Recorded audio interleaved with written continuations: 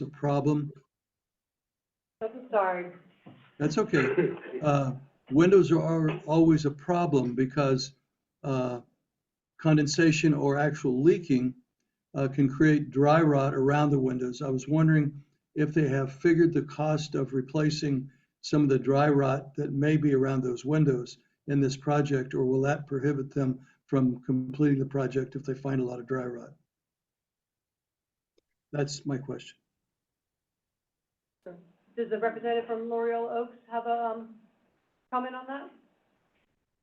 Is it possible to write an email back to you guys with that response?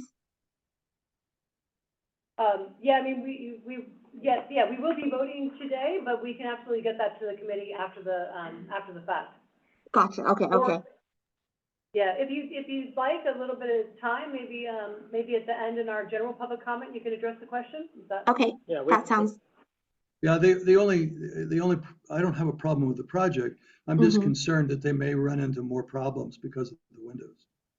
Okay. Yeah. Let me confirm with our project manager. I'm here on behalf of her today, and so I just want to make sure I'm getting you guys the correct response. Okay. Thank you. Mm-hmm. All right. Any other questions on this, Stephen? Yeah, on the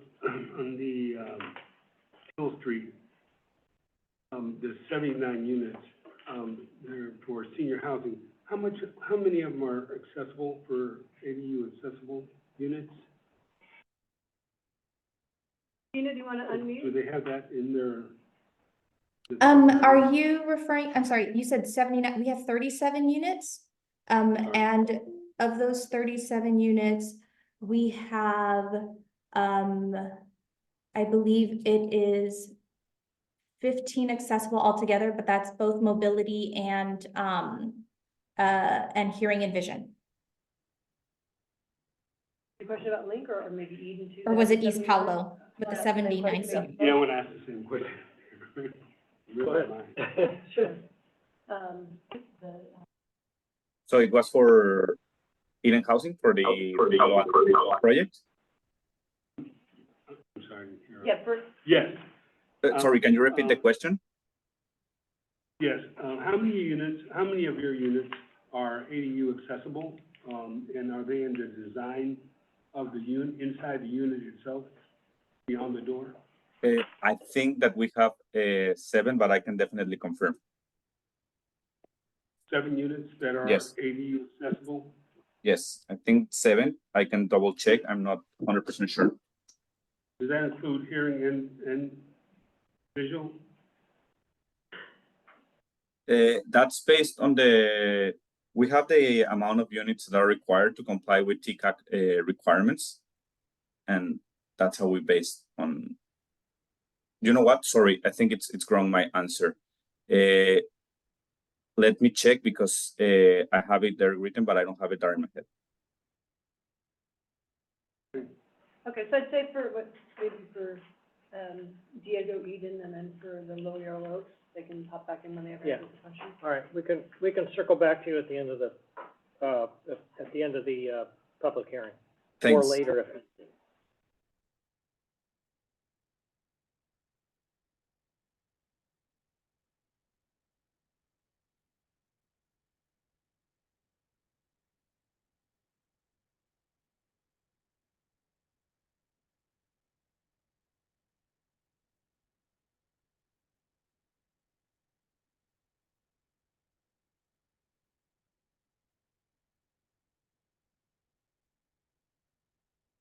No. Next one. Do we hope for a representative here? Oh, there you are. Sorry. No, that's not you. I think it's going to be virtual. Is this It's virtual? virtual. It is virtual. Okay. Oh, they're not here yet? Okay. Okay. Not here yet? Okay. All right. Let's move on. We'll come back if you appear. Next up is Rebuilding Together Peninsula. Good afternoon. My name is Melissa Lucan, and my understanding is that I'm to collapse my 3 applications into one presentation. If that's all right, I'd like to go 3 minutes that way. It might be more efficient. So I'm proud to say that we're celebrating 35 years of preserving affordable home ownership in San Mateo County. Last year, average household income was $45,000. 17% of folks indicated they had someone with a disability, 70% an elderly person in the home. We're on track to meet our deliverables for peace of mind and safety. Which one should he do? Can people please mute? Do we have to move along? Sorry. We're on track for our deliverables. And we will accomplish those by the end of this year. Last year, we completed about $100,000 worth of repairs for nonprofits so that they could provide more of their dollars to serve clients. So in consideration of our proposal this year, and all three of them actually, I just want to point out that our homes are 70 years old on average. The complexity of the projects has increased, of course, and the cost as well. The San Francisco Bay Area is the second highest construction cost in the world. An HVAC system is $5,000 to $15,000. I don't need to say any more about that, but the urgent repairs make it entirely out of reach for our clients and also unsustainable for RTP within the current per household contract limits. Our current billable average amount is $4,000 per project. Actual cost is closer to $17,000 for our National Rebuilding Day and $8,000 for Safe at Home. So the gap in repairs needed and the associated costs on the reimbursements are simply not covering it, and our county's most vulnerable homeowners frequently have to choose between a warm home or a wheelchair ramp, a usable sink or a back door that locks, or a living room with a major fall hazard after we've completed the repairs. We understand that CDBG is not to cover the full cost of our work, so we leverage it highly. 55% will come from private sources, 24% across CDBG jurisdictions, and just 21% additionally from government sources. And of course, I know you know we sponsor with companies and with in-kind donations. Other cities have addressed our challenges similarly in terms of Daly Cities. I know you're aware of Daly City increasing their cap to 7,500 and increasing it on a case-by-case basis. Palo Alto's at 15,000, as is City of Mountain View just recommended us for 15,000 per home, and the City of San Mateo just recommended an increase to an average of 8,000 per home for our safest home and 12,000 for National Rebuilding Day. I want to assure you that we put some procedures in place. I know there have been concerns around our timeliness in terms of our reporting. We are addressing that with regard to some unforeseen staffing changes and our attempt to get back to pre-COVID levels of service. I know that this application reflects a significant increase in the average cost per home, so we can provide more repairs per home to an increase of about 15,000 for NRD and roughly 11,000 for minor home repairs. I'm also aware that if approved, this would trigger the lead safe housing rule requiring lead abatement and assessments and the associated paperwork, but we're familiar with doing that and with meeting that HUD requirement, so that's not an issue. And while this is a big ask, I hope that you'll consider it as we continue to try to meet the safety and health needs of our most vulnerable homeowners and use the funds to their best interest. Thank you. Thank you, Melissa. All right, next up is Mercy Housing.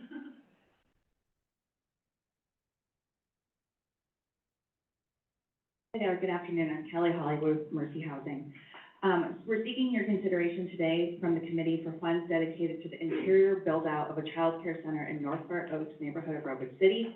This is located within the Middlefield Junction development that includes 179 units of multifamily, 100% affordable housing with parking, residential amenities, a community center, and this planned child care center. Mercy Housing was selected through an RFP process through the County of San Mateo back in 2018, and through this process, it was required for the selected developer to include a child care center within this development. Mercy has so far secured funding for the shell of the space, but funding has not been secured for the interior build-out of the center. This center is designed and programmed for the optimal care of 36 individuals who will be mixed with exclusively infants and toddlers within the county. This need is based on the 2022 San Mateo County Child Care Needs Assessment, identifying infants and toddlers that are facing most acute need regionally.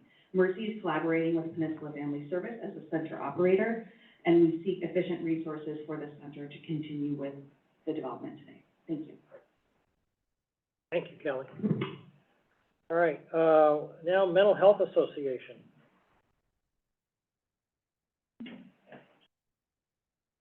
Good afternoon, I'm Melissa Platt. I'm the Executive Director for Mental Health Association.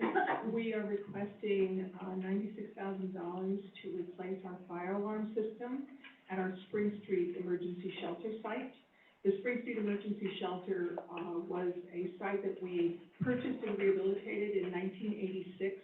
It was the first year-round emergency shelter in San Mateo County. And since that time, we've added on to it. In 1990, we received a grant to add 7 units of transitional housing. So our fire alarm system, which was initially installed in 1985, was then expanded to include that. And in 1992, we added permanent supportive housing directly adjacent to the shelter, and we extended the fire alarm system to cover that as well. What's happening most recently is that the system is old. It is very sensitive to lots of things like wind. So at this point, whenever there is a wind incident in our neighborhood, the alarm system goes off, resulting in the fire department being called out. And there isn't anything we can do about that. They had advised us last year to initially upgrade, and then they said, you really need a new system. We believe them. And at this point, we're also, when they come out, because it's not a fire, it's just a wind incident, we are going to begin to get charged $500 per visit. So we think this is critically important. We serve over 100 seriously mentally ill and substance use disorder individuals and other disability individuals each year. No, I'm just reminding you your time's up. So our request is to cover the cost for this new system to be installed. Okay. Thank you, Melissa. Okay, we're going to pause at this time. Do we have any questions from the committee on this latest round of presentations? Yes. Through the chair. I know there were some questions on Mercy Housing as to whether or not the architectural design took into account toddler spacing and all that. Were any answers provided that changed the recommendation at all? Lisa, I don't believe that there's, Nyla, I know, do we have Nyla here? Yes. Oh, Nyla, I know there were questions about the architectural plans. I don't believe there were any additional information provided. Yeah, at the time when I requested the information. Sorry, I missed the question. Nyla, do you want to explain the question about the spacing For for the technical drawings, are those ready and available?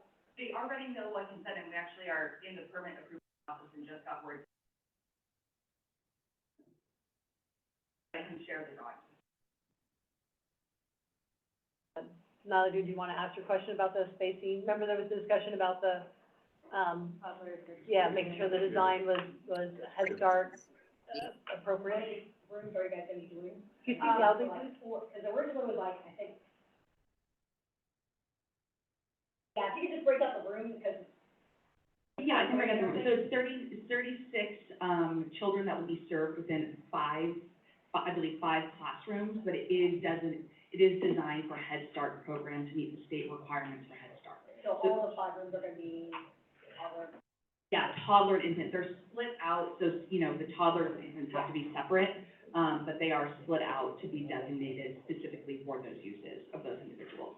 Okay, yeah, because I just want to know the square footage of it, and on the application, when I got the update, it was 40, so is it back to 36? Yeah, 36 based on the square footage that were allowable based on that. Yeah, because like 35 square foot, it's all going to 50 square foot per child. Okay. Yeah, because that the specs that you wrote were for preschools and not. Yes, and things have changed. Okay. Yeah, we get those updates, that'd be great. Are you good, Annie? I guess at the current time, then the recommendation does not change. I don't think so. Nyla, you wouldn't be changing your recommendation based on this new information, because we haven't had. Maybe place you can really help us with, just to have,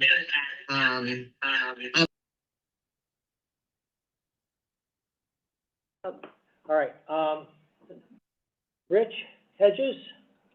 Yes, thank you. Your I hand just is had thank you, yes. I just had a question, actually, I think it's a dual question regarding the Spring Street fire alarm system. There's some conditions on that. I noticed that they have not met the prevailing wage requirement. I assume that's included in the federal labor standards, but I don't see it drawn out here that they have to do that.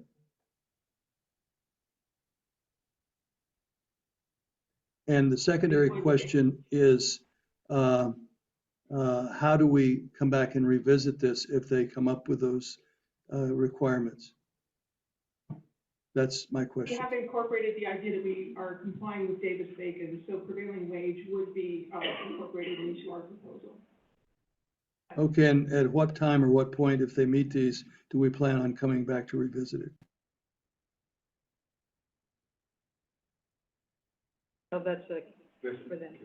I think we'll work with, we'll make sure that, we'll work together with the Mental Health Association, make sure they understand the requirements, and then that'll be a contingency of funding. So we will do the funding. If we move forward with the funding, it would be contingent on adhering to Davis-Bacon, but the adherence wouldn't happen until after they, were awarded the funding and then start in the contracting phase, which, but for your next set of bids, we'd have to do. So we would work with you to help you understand what the requirements are, and then make sure that jointly we're meeting them. Okay, thank you very much. Okay. thank you. Thank you. Okay, any other questions before we move on?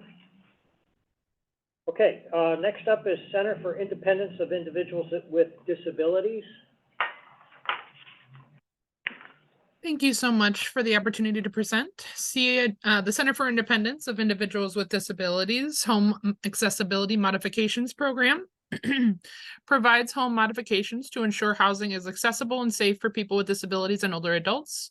Since 2009, CID's HAM program has utilized CDBG funds and related funds to coordinate the installation of wheelchair ramps, handrails, grab bars, stair lifts, and many other modifications that ensure low-income San Mateo County residents can independently access their homes and community.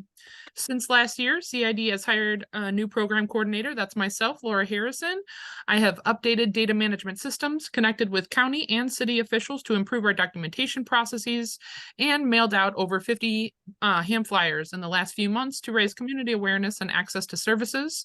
We are currently on track to help San Mateo County residents spend down CID's CDBG funds for HAM projects in full this contract year. That is $55,000. The HAM program at CID is critical to keeping our communities diverse in terms of age, disability, and socioeconomic status. About 1 out of every 10 San Mateo County residents has a disability. The majority of people living in San Mateo County with a disability are 65 and over.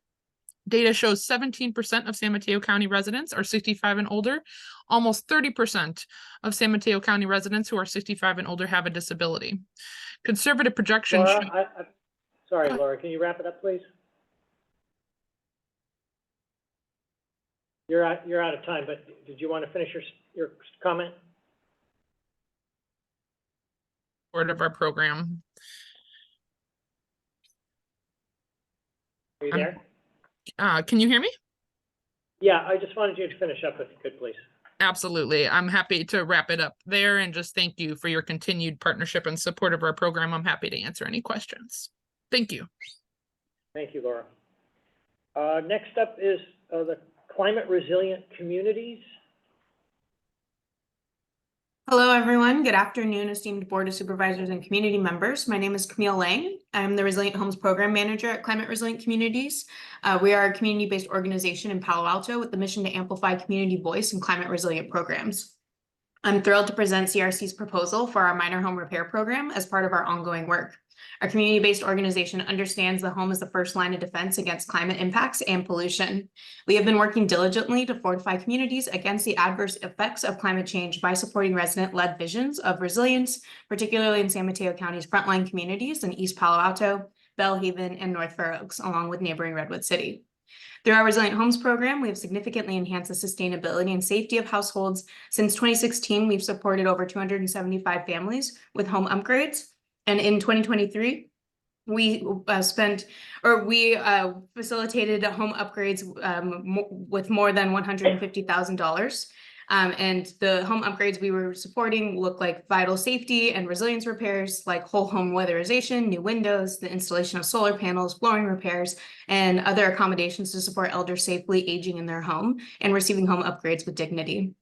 This program has improved the health of many families in East Palo Alto, North Fair Oaks, and Bellhaven, and we continue to hear from the community an overwhelming need for these services to keep happening. In the Redwood City housing element adopted 1 year ago, program H2-2 calls out specifically the need for minor home repairs for low-income residents, and in H2-3, the prioritization of existing affordable housing stock through maintenance. Our 8 years of experience doing this Of course, yeah, I'm halfway through my last sentence here. So just to summarize, our 8 years of experience doing this work in San Mateo County will continue to help fulfill these objectives, along with our proposal for the minor home repair program in North Fair Oaks and Redwood City. Thank you again for the opportunity to present. Thank you, Camille. Of course. Next up is Senior Coast Siders.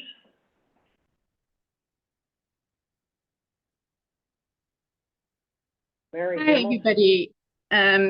Can you hear me okay? Yes. All right. Thank you so much for this opportunity. My name is Sandy Winter. I'm the Executive Director at Senior Coastsiders. We support houses from a number of different communities that stretch about 25 miles on the coast, ranging from Montara, Moss Beach, El Granada, Half Moon Bay, and right down to Pescadero. We really are the only organization on the coast that focuses specifically on older adults, and our older adult population here is about 28%.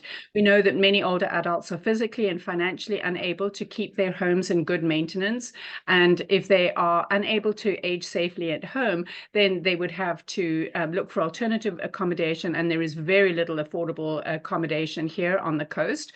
We do the kinds of minor home repairs that you've already heard about: grab bars, making sure homes are accessible, fire alarms, making sure decks are safe and railings are safe.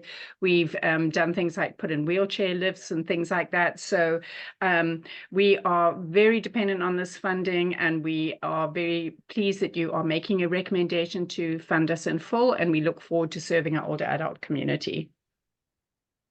Thank you, Sandy. All right, and the last two were handled by Melissa when she did all three. So at this point, let's pause for any questions from the committee members. All right, not seeing any. Let's see, we're going to move on now to community development. All right, the first up is Paul Primrose. Good afternoon. Hi there, my name is Terry Bosch, and I serve as the Executive Director for Call Primrose, which is a local food pantry in Burlingame, serving the Mid-Peninsula cities of Brisbane down through San Carlos. And we're extremely grateful for past support from the county, and thank you for your consideration again this year. And what I'd like to emphasize is that hunger and food insecurity levels in San Mateo County continue to be on the rise, with the demand for our free services, our free grocery services, being even greater than they were at the height of the pandemic. Last year alone, Call Primrose provided direct assistance to more than 74,000 individuals through the distribution of more than 96,000 bags of groceries throughout the county. We do this on a choice-based distribution model, allowing our clients to pick from a menu, so they're in charge of the process regarding what they take home. And a sub goal here, which we've achieved, is to dramatically reduce the waste in terms of the groceries that we're handing out. We do rely on the generosity of our community to continue as a reliable resource to those who truly count on us to help put food on the table, and are extremely grateful for your consideration, and I'm happy to answer any questions that anyone might have. Thank you. Thank you, Terry. Wow, right on time. Perfect. Next up is Coastside Adult Day Health Center.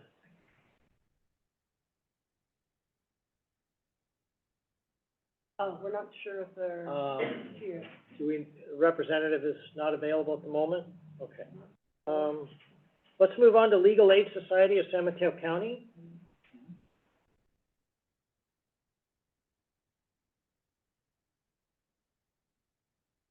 Do we have a representative from the San Mateo County Legal Aid Society? Hi, good afternoon, everyone. I'm Mari Chatterjee. I'm the Housing Program Operations Manager with the Legal Aid Society of San Mateo County. Our Home Savers Program's mission is to prevent homelessness by keeping tenants in their affordable homes. We accomplish this by assisting or representing tenants facing eviction procedures in court.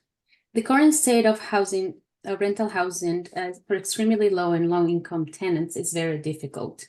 Evictions in San Mateo County are up 34% from 2019. We assist around 50 unlawful detainer cases per month, and almost 40% of those cases are for non-payment of rent. We are accessible to our community through our housing intake line, where tenants can call us and we can advise them on their rights, and of course to get help with their eviction cases and their eviction notices. And we also have hosts like biweekly clinics in the city of Redwood City and the city of Daly City. We appreciate the support, and we ask for continued support for our programs. Thank you very much. Thank you, Mary. Next up is Life Moves. There are 4 Life Moves. This all the person talking on all of them. Yeah, so good afternoon. This is Jacob Stone. I'm the Director of Shelters and Services. I will be speaking on the shelter operations contracts, and Rosa Cervantes will be speaking of the rapid rehousing program. Thank you. You're welcome. So just a little bit about a refresher on Life Moves. Our mission is to end homelessness by providing interim housing, supportive services, and building collaborative partnerships. At all of our San Mateo County sites, our staff work with clients to develop their skills they need to transform their lives. All clients, when they come to us, they're matched with a case manager who together create a tailored case plan with goals to increase income, ensuring they're connected to the benefits they're eligible for, secure childcare, locating housing, and other components needed to create a sustainable lifestyle and prevent future homelessness. At our family programs, there is a children's services coordinator on site. We can kind of visualize that role as a case manager for the children. This person, these staff members help with school enrollment, help with coordinating transportation to and from school, and really play a key role in working with the homelessness liaisons in the school district to really ensure that the child is having a positive experience in school while they're with us. Both First Step for Families in San Mateo and Haven Family House in Menlo Park have an on-site child development center for ages 18 months to 5 years of age. It's a free service, a really great service that is operated by Peninsula Flaming Services. So that's a great partnership that we have, and we're really fortunate to have that service for the families on site. In terms of outcomes, when we look at last fiscal year, Haven Family House and First Step for Families alone helped more than 300 children and their parents return to housing, which is a great success. And we continue to see a lot of great successes this fiscal year so far. We're asking for this funding to help support these shelter programs so we can continue to make a positive impact in our communities. And with that, I will pass it to Rosa. Good afternoon. My name is Rosa Cervantes, and I'm the program director of our housing programs here at Life Moves. And I am presenting on the rapid rehousing program. So first of all, I want to thank you for your unwavering support in our shared mission to address homelessness within our community. The Life Moves rapid rehousing programs align with our organization's mission that Jacob just shared to facilitate permanent housing for families and individuals. Adhering to the Housing First principles, the program receives client referrals from the county's coordinated entry system, CES. So rapid rehousing is not just about providing shelter, it embodies a holistic approach, swiftly tackling the root causes of homelessness and leading to enduring positive outcomes. It is a proven strategy that offers short-term rental assistance, case management, and supportive services, facilitating a seamless transition for individuals and families from homelessness to permanent housing. While CES cannot guarantee the number of people in each referred household, the Life Moves rapid rehousing program will aim to serve 5 households comprised of approximately 2 families and 3 individuals, estimated 9 people. Life Moves, our mission aligns seamlessly with this approach. We are dedicated to ending homelessness, not just by providing shelter, but offering comprehensive support that empowers individuals to regain stability and independence. Our vision is a community where everybody has a place to call home. And with your continued support, we are making significant strides toward achieving that vision. Thank you for your time. Thank you, Rosa. All right, are we still working on life moves here? No, like we should All do, right, yeah. so all four are taken care of. Okay, all right. Next up is Star Vista. Hello, everyone. Can you hear me? Perfect. Awesome. Yes. Hello, everyone. I'm Adrian Esqueda, Program Manager for Star Vista's Daybreak program. Daybreak is our community safety network for unhoused youth ages 16 to 21. Daybreak is a 10-bed transitional youth shelter owned and operated by Star Vista right here in Redwood City and has been providing refuge for youth experiencing homeless for over 30 years. Daybreak provides 24/7 care through trained, positive adult role models, including a mental health clinician on the team that supports towards housing and financial independence every step of the way, while keeping them close to home and in their communities, building upon support systems they may already have in their lives. Daybreak is the only shelter in the county specifically designed to support the youth ages 16 to 21 for up to 18 months if needed, to set them up for success through education, jobs, mental health, substance use treatment, life skills training, and much more. By collaborating with youth to address the root cause of their housing and life challenges, we are able to support them in breaking the cycle of homelessness long-term, to heal from trauma, learn to be self-sufficient, and build lives they want to live. Thank you for your ongoing support. Thank you, Adrian. Next up is Project Sentinel.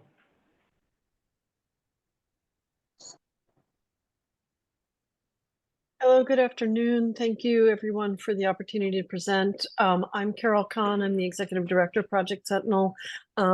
We have enjoyed 20 years of partnership with San Mateo County in rendering fair housing services for the community.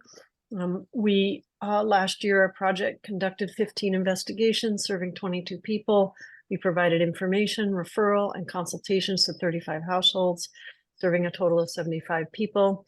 We also, every other year, provide a day-long fair housing symposium, and it took place in Redwood City last year with almost 100 attendees there. We are deeply committed to fostering access to and preserving the housing of individuals through fair housing practices and civil rights protection.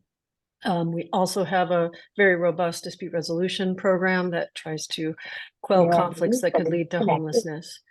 I think I'll wrap it up there, hearing perhaps somebody else beginning to speak. Thank you again with gratitude for your continued support, and happy to answer any questions you may have.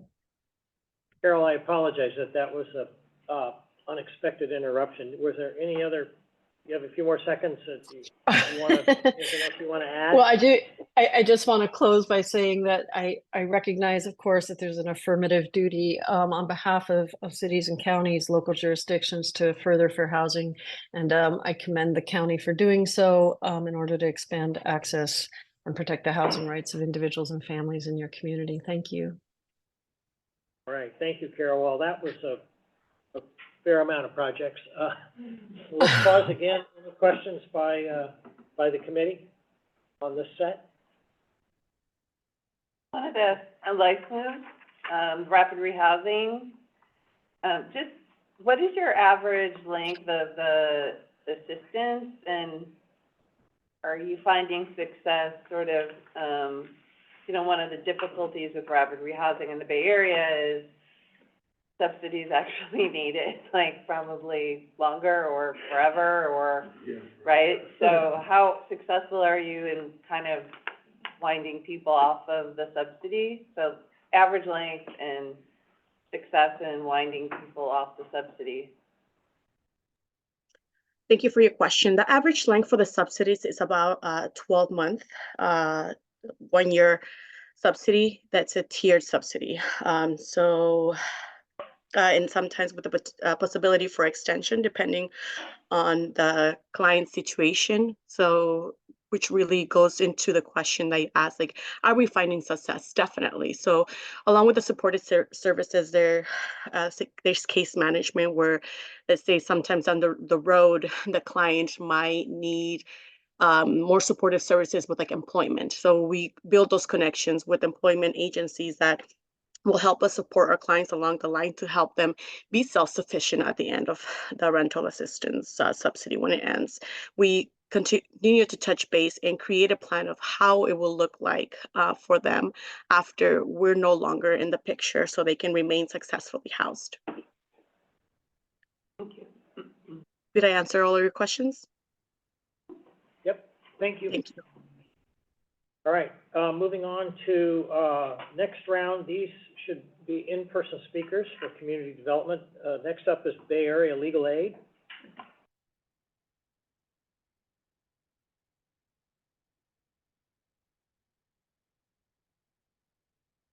Hi, my name is Erin Oram. I'm the managing attorney at the San Mateo County Office of the Area Legal Aid, and about our project. So our project provides free legal services to survivors of domestic violence, sexual assault, and human trafficking. It includes both our domestic violence restraining order clinics as well as our full scope wraparound legal services. Our clinics provide free and immediate assistance for folks to get urgent safety protection from a restraining order, including orders to remove their abuser from their home, allowing them and their children to stay safe and not be disturbed. The services are available 5 days a week in various locations in the county, both virtual and in person. The project also includes our full scope services, which means we are representing clients from beginning to end in their legal cases. We represent them at hearings, we get them long-term custody and orders, all the things that they legally need in order to achieve the stability to stay in their homes, stay housed. Thank you, Erin. We're going to back up just a second here. Alicia Garcia from Project We Hope, are you available to speak on your project?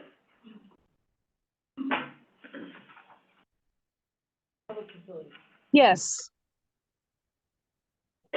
Go ahead. So hi, we are We Hope. We are a we are a congregate shelter located in East Palo Alto. We currently service 73 people at a time, but we are adding 38 beds in the next few weeks. Where our project is, we're looking to do some renovations in our shelter, which include a new front door, as our door is having some issues and we need to make sure it's safe for all of our guests. Additionally, we're looking to expand our laundry service. We need some high-end commercial washers and dryers, and those washers and dryers will enable us to hire two or three people at a time who are experiencing homelessness to help increase their income. And so we are an adult shelter located in East Palo Alto, and we've been partnering with the county for over 10 years. Great, thank you, Alicia. All right, now we'll go back to, next is El Concilio. Dr. Anna Vendano.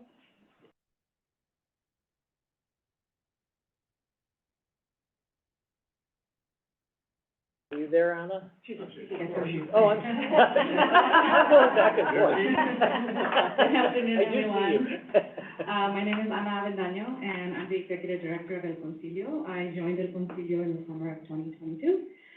So this is actually my first process. So I'm really grateful for the opportunity to present about our Emergency Services Partnership Program. This is a drop-in center in our East Palo Alto site. And we provide emergency services, access to resources, and other critical family needs for low-income residents. And I believe that we're very unique in that we provide cultural and linguistic case management support that is relevant to the needs of the communities that we see. We often work as a safety net navigator, working alongside our clients and other service providers in partnership. Last year, we served close to 1,400 households, and I feel proud that we have a program that is unique. We are created by and for immigrants. 100% of our staff is Latinx immigrants, so we have shared life experience to many of the clients that we serve. And our core values are empathy, happiness, honesty, kindness, caring, commitment to service, and advocacy. And those are the guiding principles of our program. Thank you. All right. Thank you, Anna. I don't know if, Laura, you wanted to ask your questions. There had been a question about core services. It's a core service versus a core service agency. And then, secondly, the, asked about referrals versus direct service. I think the idea is, and correct me if I'm wrong, but the response we got back is it's, there's referrals, but the kind of unique is the bicultural linguistic literacy competence that's, working in the community by the community. Phrase, but if you want any more details, I'm sure they could address that better than I. Yeah, should we wait till the end of the section? or- Oh, sorry. I mean, Yeah. I may have more questions. Yep, Okay. sorry, Yeah, thank we'll, you. we'll, No, few thanks for. next up is Friends for Youth, Cecilia Chu. I do see you.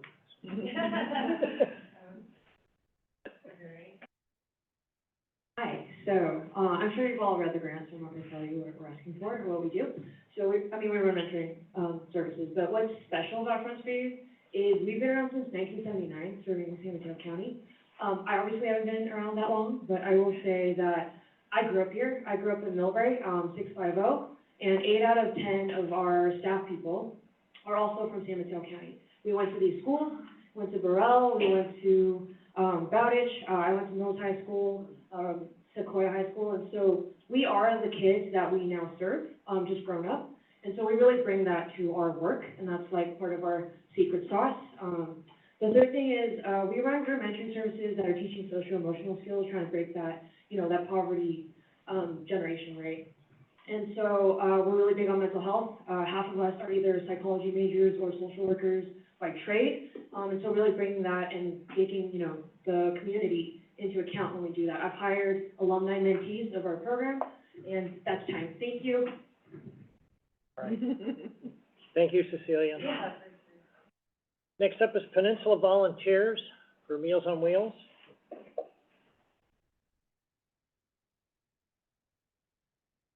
Good afternoon, Stephanie Figueroa, PBI, Enabling Seniors to Age in Place, Meals on Wheels. I am the new Director of Nutrition Services for PBI as of the end of 2023. So we've been playing catch up since I came aboard. So I appreciate this opportunity to be before you today, asking for funds to continue the running of our Meals on Wheels program, which is ever growing and serving seniors in the San Mateo area.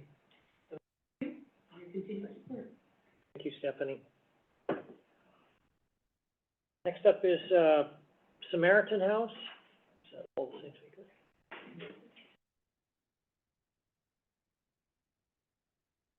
Latrice? Go ahead. 2 minutes, yep. I'll try not to talk that long. Good afternoon. I am Latrice Taylor, Senior Director of Programs and Services with Samaritan House.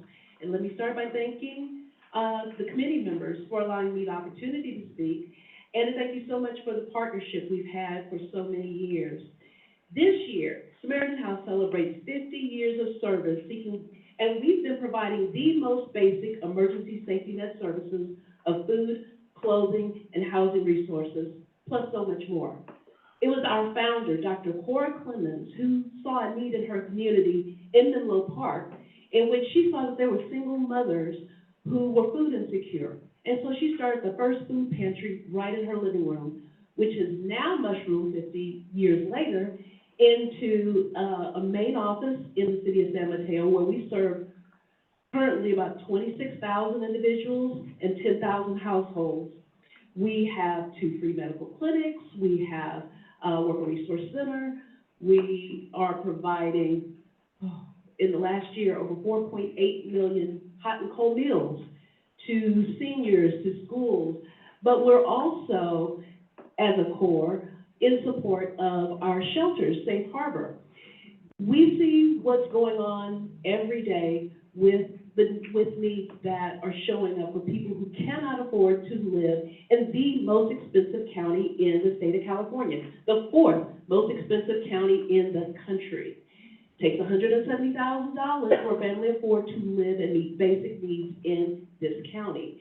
So we saw the need, and we stepped up first with Safe Harbor, where when people are referred in through our coordinated entry system, which Samaritan House also manages, we are serving 90+ adult, male and females, coming in the door for a safe space, but knowing that it's only temporary shelter. We provide food and we provide case management services, help them to save their funds because eventually they do have to move out. And so by being a core, being the fiscal agent for the core service agency network, we also can rely on our database of landlords and owners, not only in this county, but across the country. So just the other day, a landlord called me to say, hey, got 2 units that are available. So we know that we can offer that as another resource in terms of housing location to the residents who are in, not just Safe Harbor, but in the other 2 shelters as well. And then if that person still cannot afford their own deposit, then that's another service through client services, through the core agency that we can offer in terms of rent, deposit, utilities, whatever it is that helps people to come out of homelessness, as well as those who are in need of support so they don't become homeless. So I thank you so very much for your time. Thank you, Latrice. Next up is Cora.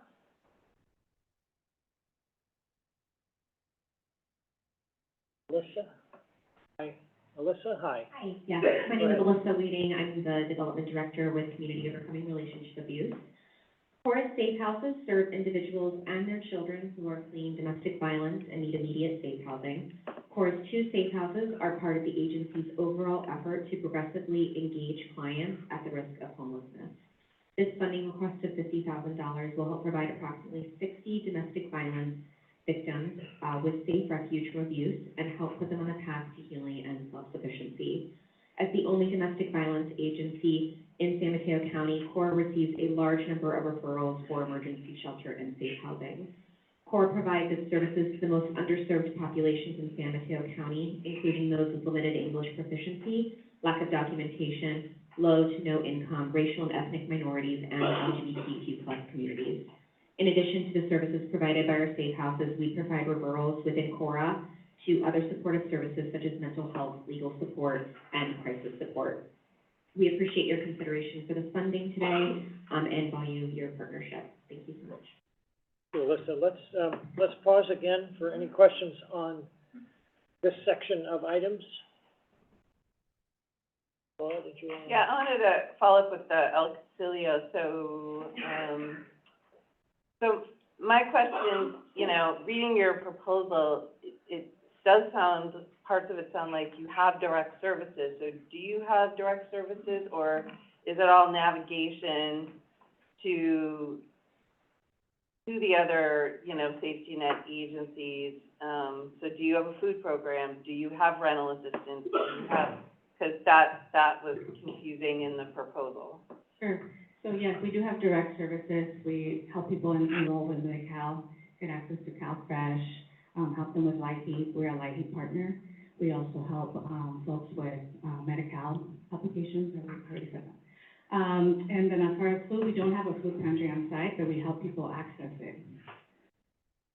And no rental or? Oh, rental assistance, we have a very, very limited budget on emergency basis. We make sure that people get access, go to the core agency, see if they qualify, and if they don't, we try to figure out if that's something we can help them with, but it's very limited. So how do you interact with the court? Because that is really the safety net system here in this county. Yeah, so we provide a lot of bridging, and we try to do partnerships. So we work very closely with the Fair Community Center, which we're down the street. We work very closely with Samaritan House. We do have those direct relationships with the staff and try to advocate for the clients, make sure that they know, they're aware.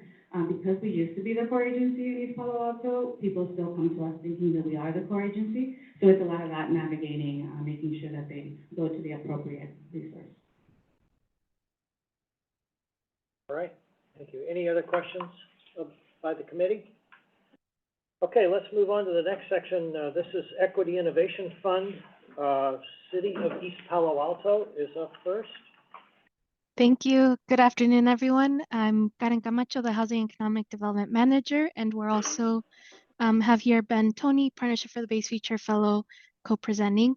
The City of East Palo Alto's application for the Equity Innovation Fund has equity at the forefront, as 56% of our population are cost burden renters. And the city is currently at a crossroads where future development needs to be balanced with anti-displacement measures like an Affordable Housing Preservation Fund. And this will require the creation of the fund, which is something that the city has never created before. I'll pass Yeah, it to them. thank you very much. So the EIF's resources will help to pay for costs to develop guidelines. Ben, you muted. Sorry, we didn't understand that. We thought Benjamin was jumping in for the next project. Sorry about that. Okay. All Sorry. good. So thank you very much. As I was saying, to help cover costs to develop guidelines for affordable housing preservation and a notice of funding availability through equitable and inclusive outreach strategies. And it will also help to provide $30,000 in seed funding, focusing on low-income BIPOC individuals to signal our commitment towards prioritizing low-income residents during this period where displacement pressure is so high. We're expecting City Council to complement this funding with 2.1 million of the city's own housing funds to really build out a robust program. And we're hoping that the Affordable Housing Preservation Fund can help our city keep housing affordable when and where production of housing is not a viable option. So thank you very much. All right. Thank you, Benjamin and Karen. Next up is One Life Counseling.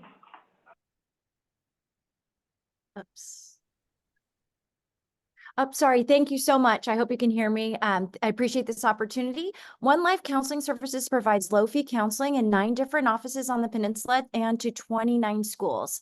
We serve many low-fee clients in the area through Medi-Cal, BHRS, and we find a way to provide mental health services regardless of their ability to pay. What you might not know about is that we have about 120 therapists, and 50 of those are in their graduate programs or pre-licensure. They have to gain about 3,000 hours of experience before they become licensed. What we're finding is these trainees and associates cannot afford to live in this area. So we're losing a big part of our workforce, especially finding the Spanish-speaking bicultural, bilingual therapists is becoming very, very difficult. And we want to be able to serve that population. So we are starting this project where we bridge the gap between workforce deficiency of not having Spanish-speaking therapists and providing affordable housing here on the peninsula to keep our workforce intact. This enables us to serve over 7,000 different clients here on the peninsula. We plan to partner with HIP Housing to help us execute this program, and we will start with one home that's located conveniently below our therapy offices that will allow a share housing possibility for our therapists. This way, we can hopefully increase services to bilingual and bicultural families and also add many much-needed mental health services in our community. Thank you so much. Thank you, Susie. Okay, let's see. Next up is Community Legal Services of East Palo Alto. Hello, this is Madeline Musante speaking on behalf of Community Legal Services East Palo Alto's Equity Innovation Fund proposal. We are requesting funding to increase housing stability for the county's most vulnerable tenants through a combination of legal aid and social work support. The county's most marginalized residents face complex intersectional barriers to equity and pressures around displacement. In response, CLESPA pairs direct legal aid with social work case management so that clients may receive support for both their immediate housing crisis as well as support in addressing long-term barriers to advancement, such as help finding mental health treatment. Evictions displace our community, increase a family's risk of experiencing homelessness, and are associated with higher healthcare costs and higher mortality throughout the county. In response, our attorneys will provide comprehensive free legal aid to tenants facing a wide range of challenges to their housing, including pre-eviction and eviction proceedings, illegal rent increases, unhealthy living conditions, harassment, discrimination, and legal issues related to rent debt. Thank you for your consideration. Our role as both a legal and social services provider makes CLESPA unique and allows us to address a family's multifaceted housing needs. Thank you, Madeline. All right, two to go. Next up is Life Moves.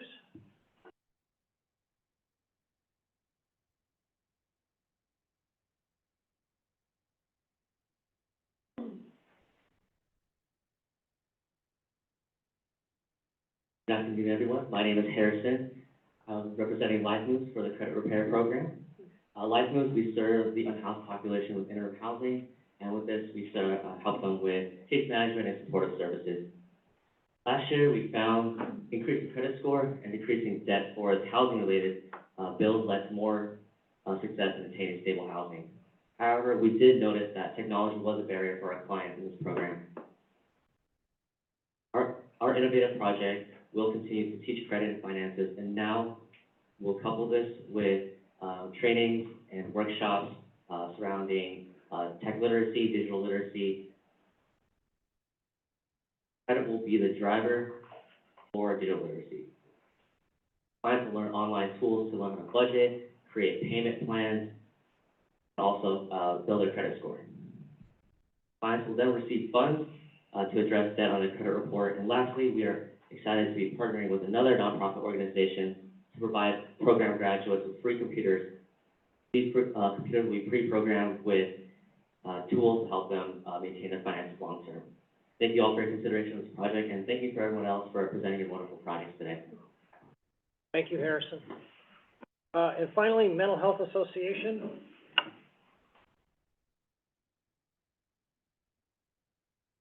My name is Georgia Peterson, and I'm here on behalf of, Mental Health Association to talk about our housing voucher navigation program. We initially proposed this program in 2019 to address the problem that many of our unsheltered individuals receive presumptive matches to housing. Sorry, Georgia, could you just hold the microphone a little closer? Absolutely. So we can hear you? Thank you. What we were seeing is that these folks who were matched to housing were not able to complete the application processes required, and or the agency and program staff that were working with these folks were unfamiliar with what needed to happen as far as the documentation. As a result, several individuals missed the opportunity to be housed. This project was funded over a several-year period with ARPA funds, which ended in 2023. We are currently requesting funding to continue this important project, and we've made some modifications to address the challenges we found in implementation. This is a specific outreach program targeting those individuals who have been presumptively matched to one of the various housing interventions within our. We then go locate the individual, complete the referral process, and support with.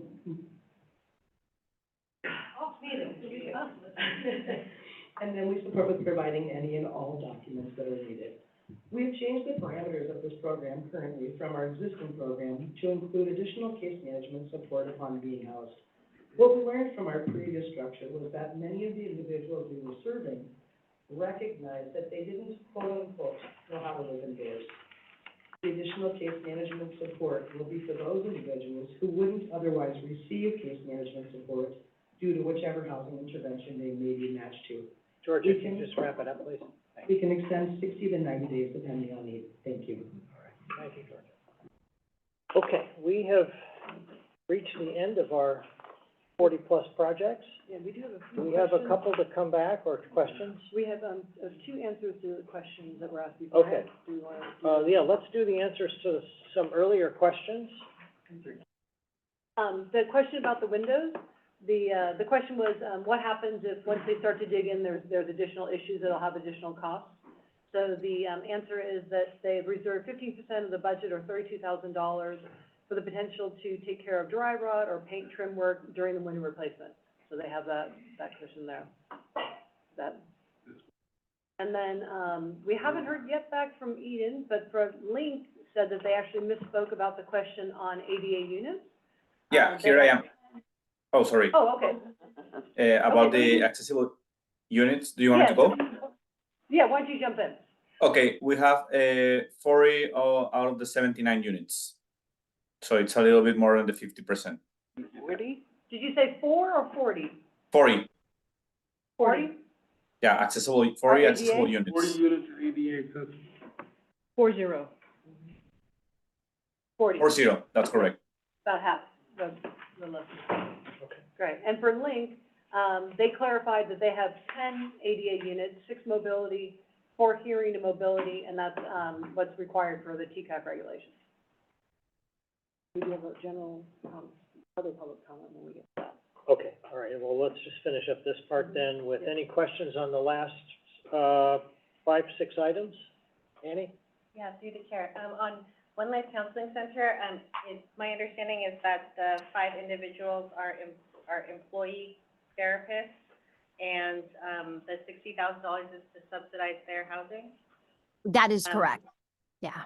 Yeah, I'd be curious to know how many sort of end users are affected by that beyond the 5. So how many people are impacted by sheltering those 5 individuals? You know, I haven't done the math on it, but what the reverberation would be, each therapist works about 40 hours a week, and their caseload is going to be 25 to 30. So if we did 30 times 5, I think, you know, it's hard to just define just sessions, because a lot of times many people are working with schools and seeing families and working with the teachers. They're really embedded in the community. So I think that exact number would be difficult, but it does have a huge ripple effect. And I think we had a public. But we'll Public do comment? that when the next one is after we do that, close the public hearing, then we'll do the other, or we'll do the other, I guess we're ready. Well, we close the public hearing after the public comment. That's true. Okay. Okay, so Yeah. who was that? Gia family. Gia, are you there? Hello, yes, I'm here. Go ahead. You had a comment? Yes. My name is Gia and I'm with Housing Choices. I urge funding for the project at 3051 Edison Way, which addresses a critical need within the unincorporated area of North Fair Oaks. First, this project replaces a parking lot with 70 units, which is fantastic for furthering fair housing. With 18 units for IDD, this project is important for its dedication to serving individuals with developmental disabilities who are at risk of homelessness, as their aging parents can no longer support them due to rising rent costs in San Mateo County. Novin already owns the land and has secured legacy service providers known for their impactful work. Also, this project utilizes SB 35, is located right around the corner from downtown Menlo Park, and has received Greenbelt Alliance's endorsement. And all units will be ADA adaptable, which hits the nail on the head with the universal design, showcasing its commitment to equitable and inclusive development. Please support 3051 Edison Way. Thank you. All right, thank you, Gia. We're at the end of our public hearing. I just need a motion to close the public hearing. So moved. So moved. Is there a second? Second, Rich Hedges. Thank you. Do we need a roll call, or can we do it by all in favor? Of voting? Yeah, to close to the public close. hearing. Yeah, I think, yeah, just All vote, right. or, yeah. All in favor of closing the public hearing? Aye. All right, I don't see any opposed. All right, we're now closing the public hearing. All right, now, voting time. So, let's talk about, We haven't, yeah, we put them, I don't know if you wanted to do, we put like slides in each of them. yeah, let's just start with, the first grouping. And I guess the question is are there questions about what the staff recommended funding is? Is it, do you agree with it, not agree with it, think we should increase, decrease, eliminate any funding for these projects? So is there, Alta asked for a lot more, because this is acquisition, right? So is there any, I don't even know what the, problem giving them only half, or, right? Well, is it, I guess it's a feasibility question. Yeah, I don't know if we want Alta to speak, but right now they have a 2% interest loan that they're already paying, and therefore this would, I think ideally would be the full $4 million. I think their loan is actually a little bit more than that, but this would relieve half of their interest, about half of their interest payment. So it would have a, and I do think that also would make them more competitive, when they go through the other, rounds of the other funding they're looking for, having a little bit more subsidy from the county. But I don't know if you want Alta to speak, but that's our impression. We had questions last time about those 2 underground tanks. So they're, my understanding is that there's, I think there's 4 underground tanks. They were oil. one has been removed, and the other 3 have been, filled with cement. You said it. So the other 3 from Alta, they're working, they're engaged with the county and Department of Environment. And then they're working on the. Getting it. Okay, so that cleanup is.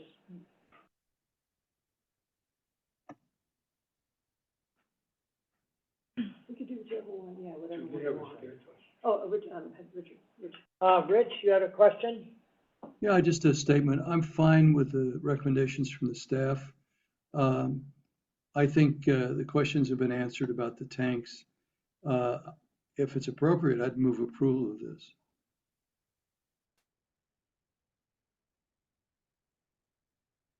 Thanks, Rich. All right, any other questions, Annie? Yeah, clarification question on Novin. What are the available funding sources for this project? Home only or CDBGs?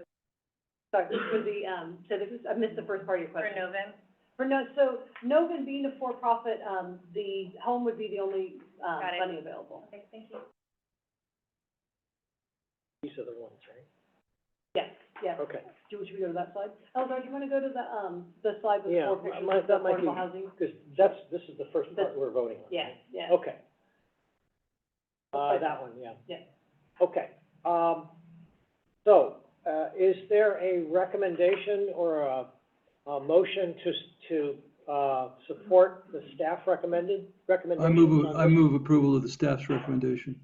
Richard. Thank you, Rich. We have a motion Seconded. and a second. All right. All in favor? Aye. Aye.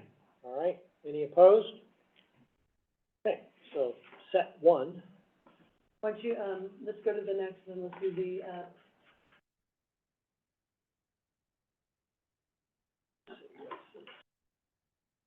housing rehab project. So it would be, the recommendation is the first 2 and not the third. Okay, so the recommendations, yes. Loriola Oaks,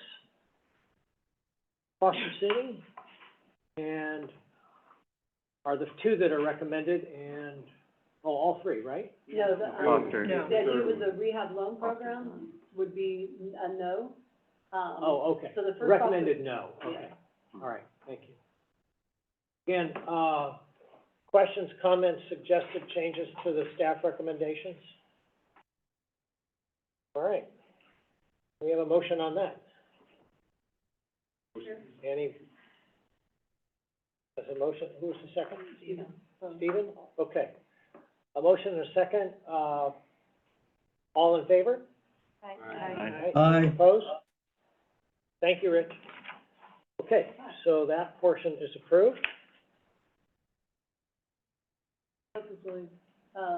The Mercy Housing at this point was still a no, given, last the other 3 were recommended. Right, okay, so Mental Health Association, Rebuilding Together, Project We Hope, all recommended for approval for funding, and no on Mercy Housing. And the no is because at the time of proposal, they did not, like, provide that, or, okay. Yeah, So, the like, time proposal- getting it now, that's. Today is hard because we have no opportunity to review it, but we have been asking, I know Niall's been back and forth with multiple rounds of questions. So that's, You said, could we do a conditional approval of that? so I think we can, I think the idea would be is, we have one pool of money.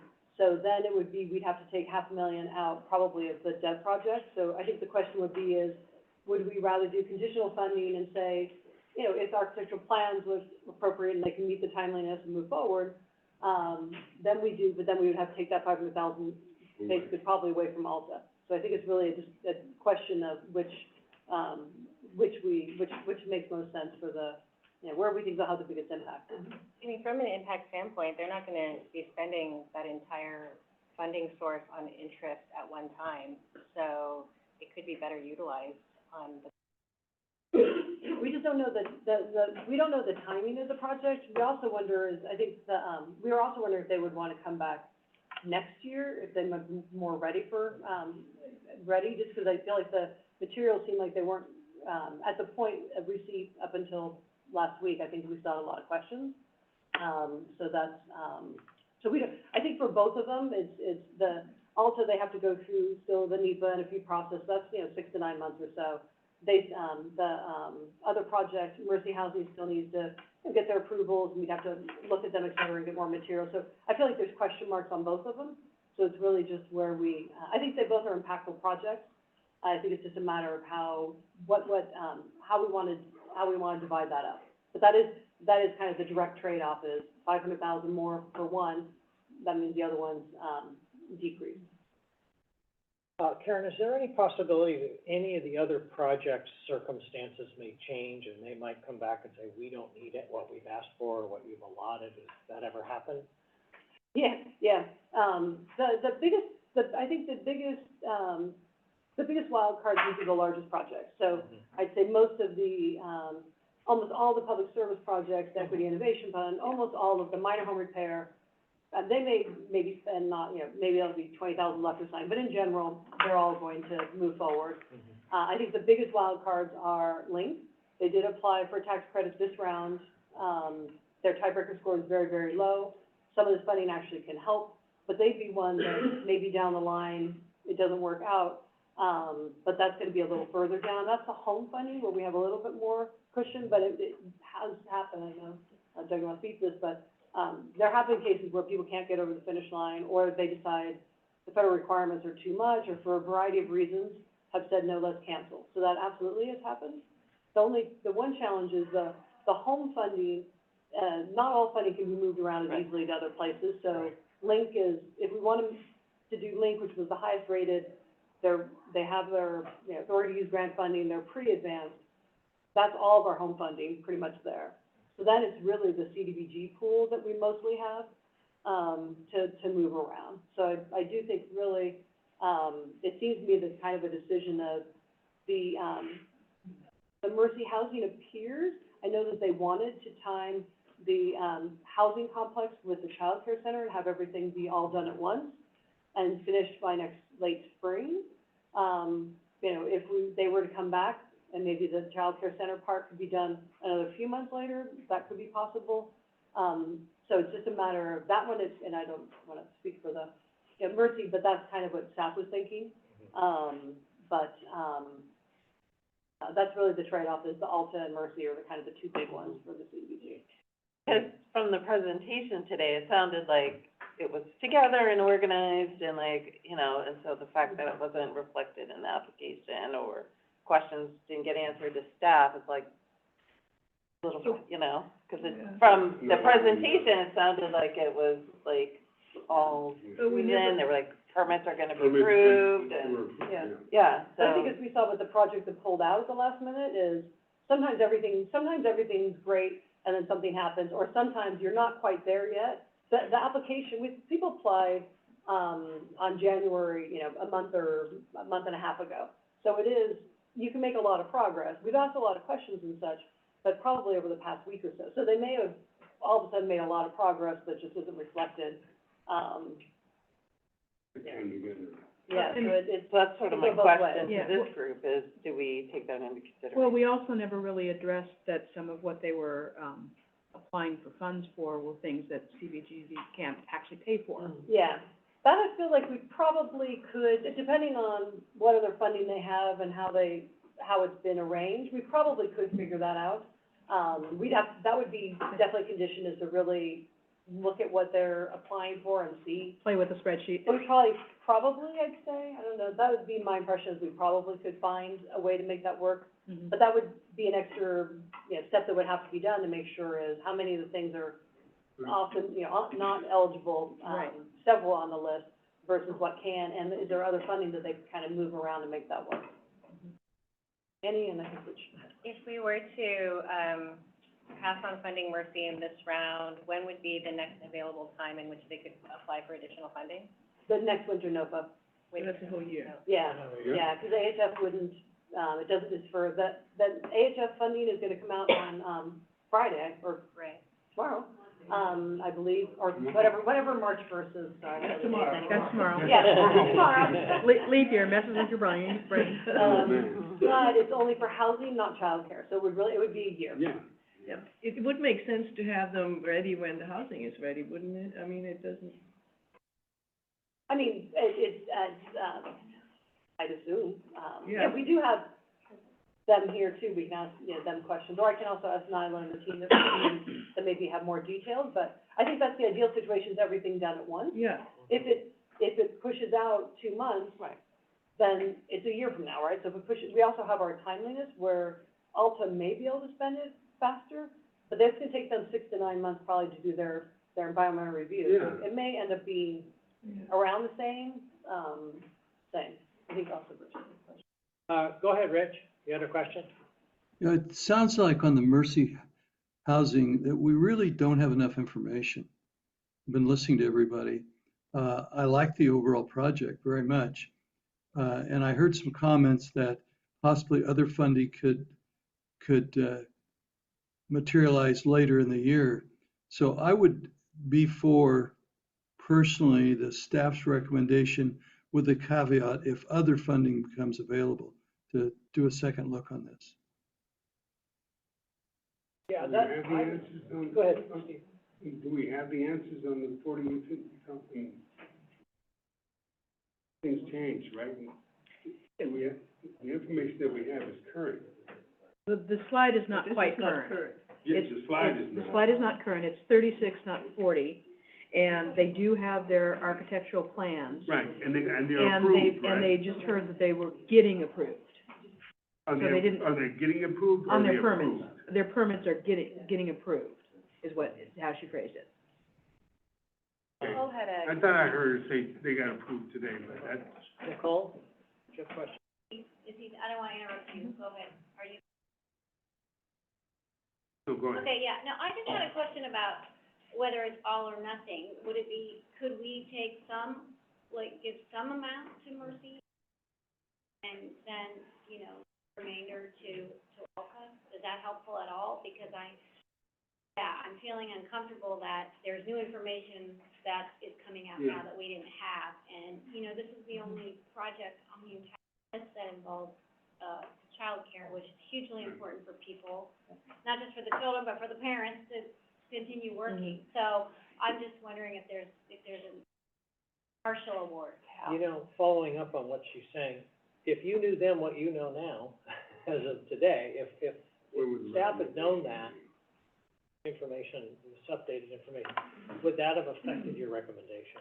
So I did ask Nyla, I don't know if Nyla you want to speak, but, I think the challenge is, new information today, we don't know what it is, right? So we don't know, is the permit so wonderful, they're like, oh my gosh, it's great, or is it gonna be like, oh yeah, we're just not there yet? Like, we just don't have that information. I don't really know, and I don't know if either Nyla or Tim or Elzar want to speak to, if partial fund, or the folks we have here, if partial funding would be helpful, et cetera. So I think that the challenge is, we were asking questions up until a few days ago, it didn't seem like the architectural plans and some of the elements were in place. So that's kind of where we made our recommendation.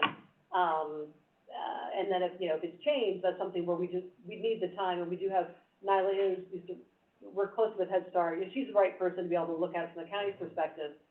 It's just, here we are today. Right, the answers are good, but you haven't actually had a chance to look at the papers to make sure that they really meet the requirements. Yeah. Well, and conversely, do we know if, because looking at the Alta project, they requested 4 million for supporting 1 point something.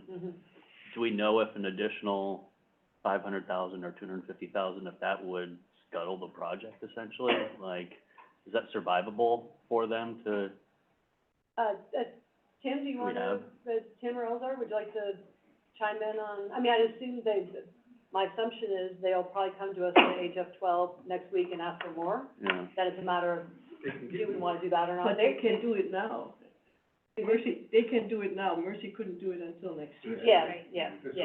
But there's also, they were planning on, if my understanding is correct, they were planning on coming to the county in AHF 12. In their assumptions, they had said they were to come for about 3.6 million of funding, I think, for AHF. Okay. So now, we have 20 million total for all, we're expecting 10, 15 projects. So it's also competitive too.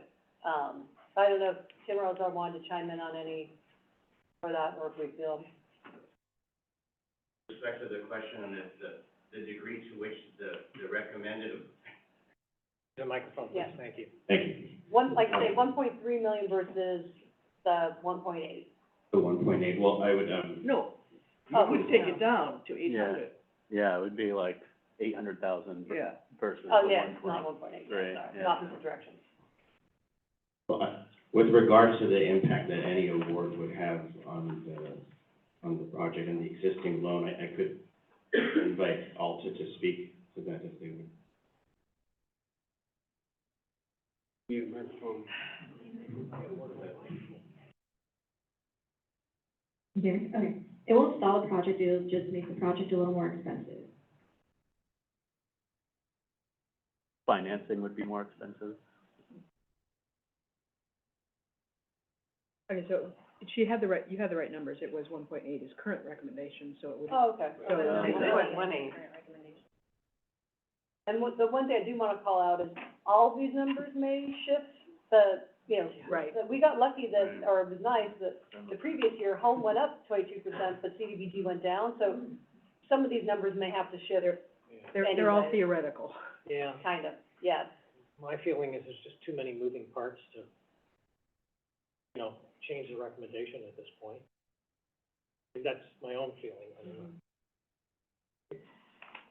Yeah, I mean, I'm sad that we don't have the information we need to recommend them for funding. We could do conditional, so for 200,000 or 250,000, I don't know if that's helpful to them, To Mercy. to Mercy, right? Because that would take Alta down to about about $1 million instead of it's like 1.18, so like 1.2, so I don't know. Well, I could see both sides, Yeah. but I'm also, I run RFPs, and we had what we had on the day we had it, and there's been time to get clarification, and so this is like the 11th hour, right? I'm just reminded that we're a public body and the recommendations that we make are gonna be potentially reviewed and questioned, and we have, the information we have now makes sense. Things can change down the road. I don't wanna be betting on the come here, that, something might change and change our decision. I'm not sure, I think it's too late in the cycle. Yeah, through the chair, Ron, that was my initial comment a little while back, that we just don't have enough solid information. Right. Are there any other comments, or can we move to, a motion? All right, I'll entertain a motion for, funding as recommended. I move that we take the staff's recommendation for the funding. And we have. I'll thanks, second Rich, that. and then we have a second. Or a co-mover. Yeah. Yeah. All right, any other discussion? All right, all in favor? Aye. Aye, all right, any opposed? None? Okay, we have, next one, minor home repair. On this one, we do have, the recommendation is, to decrease a little bit the resilient homes. They are new, so it's a tiny shade, 60 from 61,000 requested. The, rebuilding together folks, for all the reasons that they mentioned, we would want to recommend the funding, but with conditions. We really want to work with the team, to kind of, pilot test this new idea of making, larger grants, et cetera. So that would be the, recommended full, the coastside minor home repair, the CIID, and then, little shave off the resilient homes and the full for safe and home and national rebuilding together. Any issues with this? Questions? All right. Entertain a motion. Move to approve. Staff recommendations. We have a motion, and we have a second? Second. And a second. All in favor? Aye. All right. Unopposed? All right, what's next? These are kind of our fair housing, legal, and economic development Okay, all recommended for full funding. for full funding. All right. Same question. Any issues, questions with this portion? Right? Motion? Move approval, Rich Hedges.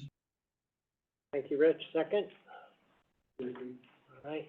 Wait, who was Monica? second? Was that Monica? Steve? Yeah, she raised her hand. She so- raised her hand. And I Steve didn't seconded. raise my hand. Second. She did the right thing. All in favor? Aye. Any opposed? Motion passes. These are all the shelter operations and rapid rehousing, again, all recommended for full funding. Right? Not hearing any seeing any hands raised or hearing any. Rich, you're not, raising your hand, so, can we have a motion?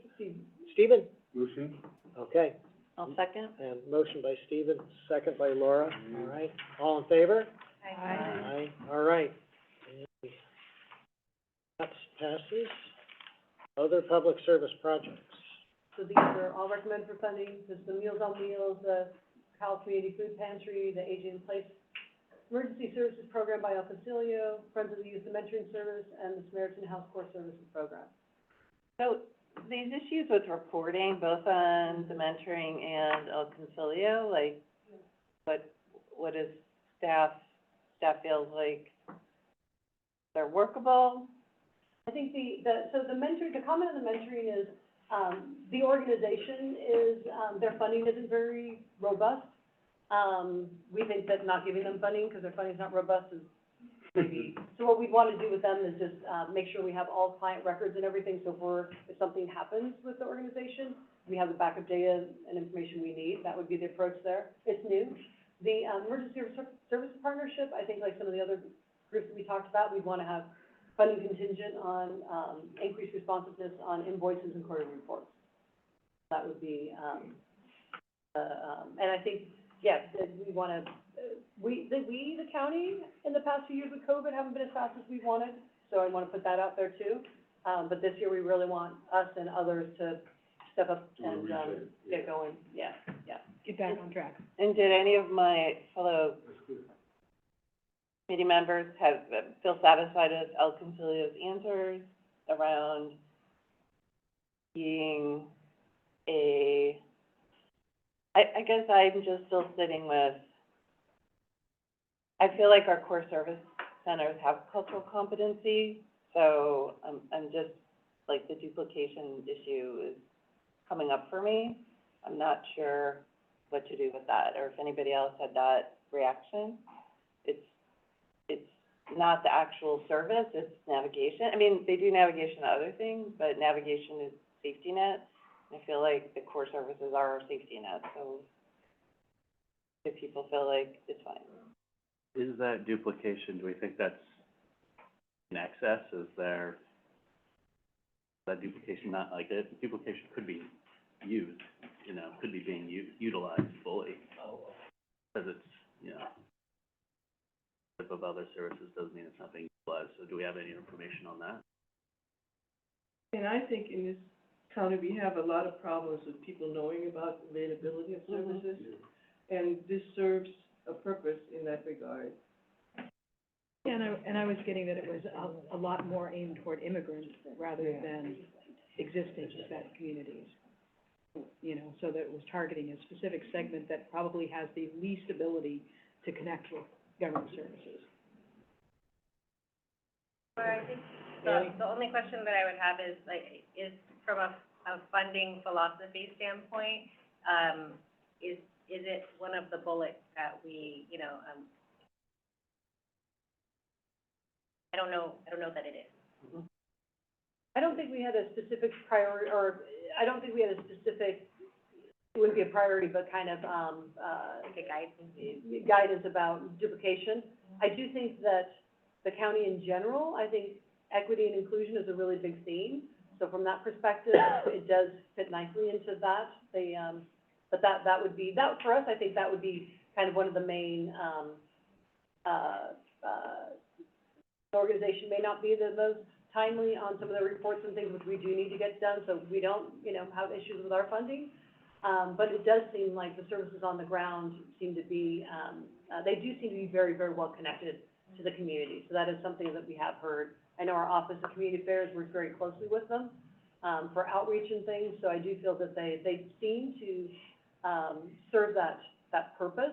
I don't know, is changing from core to not, you know, every year or so, maybe that will be less, you know, they'll be doing less referrals, people are going to the other agencies, but they do seem to be really connected to that community, in a way that maybe other organizations aren't.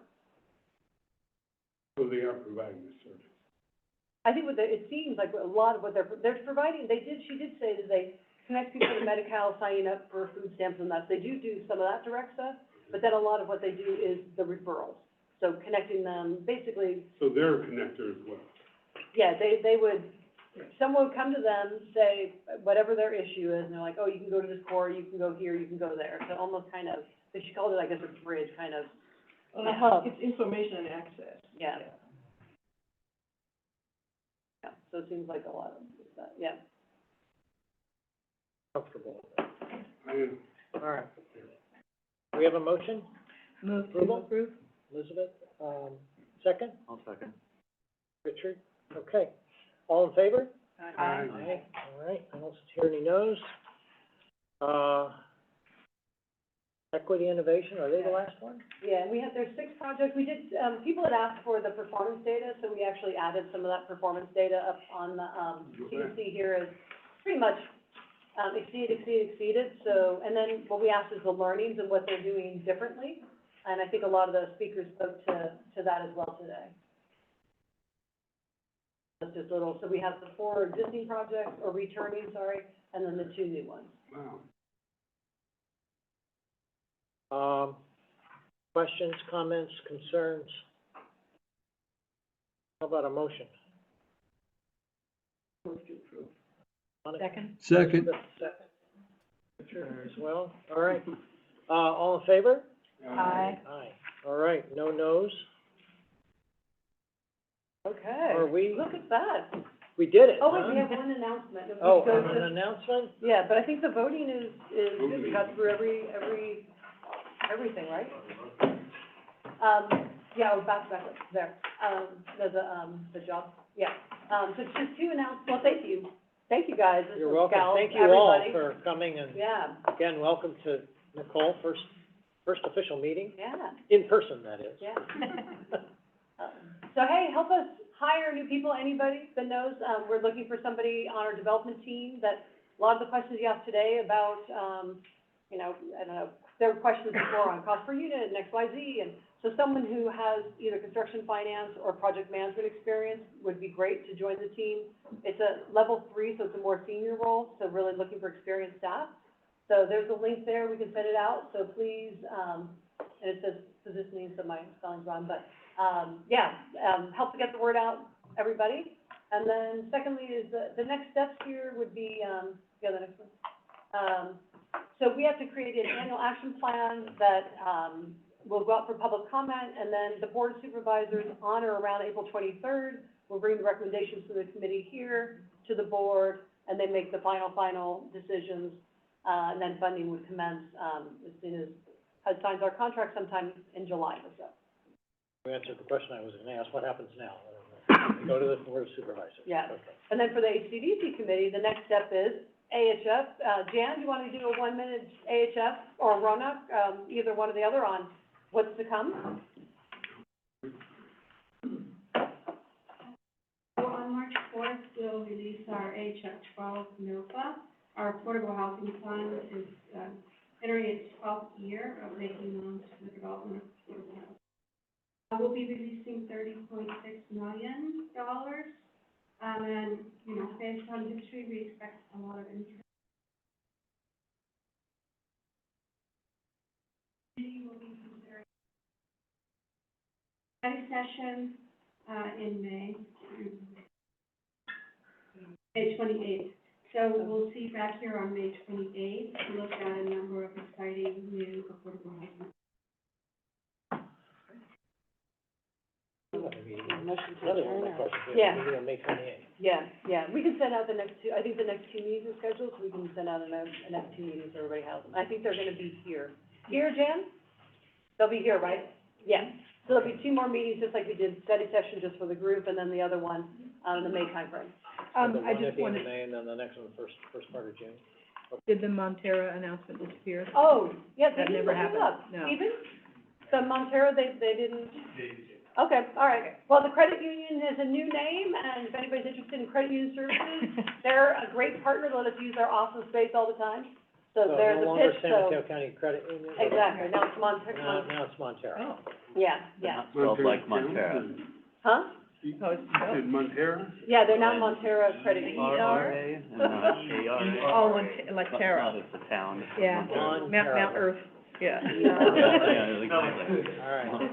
Thank you, everyone. Thank you, members of the, organizations for coming. Meeting is adjourned. And I'm,